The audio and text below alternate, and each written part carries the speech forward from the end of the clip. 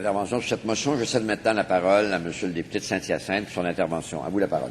Merci, M. le Président. À titre de porte-parole officiel pour les personnes handicapées et de l'OPHQ, il me fait extrêmement plaisir, au nom de l'opposition, à souligner l'importance de cette journée internationale des handicapés qui aura lieu le 3 décembre, vendredi. L'importance pour les personnes qui ont une déficience physique, une déficience intellectuelle.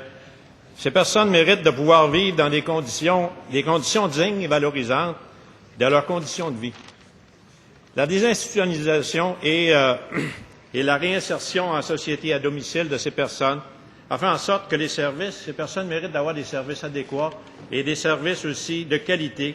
Ce sont des conditions essentielles pour leur maintien et aussi pour leur intégration sociale dans notre société québécoise. Hier, nous avons vu l'organisme Exequo qui a publié une étude auprès des personnes handicapées dont le service d'aide à domicile ont été coupés ou diminués dans la région de Montréal, et que ces personnes-là qui ne demandent qu'à être traitées comme des êtres humains et non du bétail.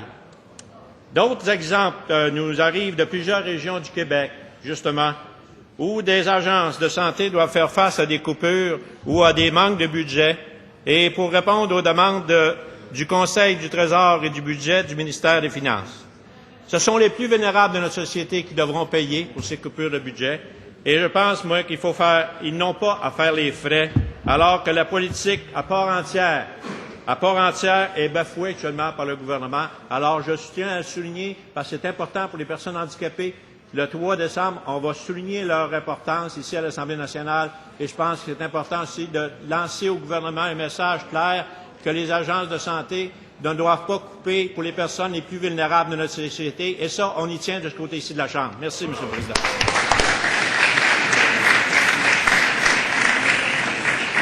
Alors, merci, M. le député de Saint-Hyacinthe.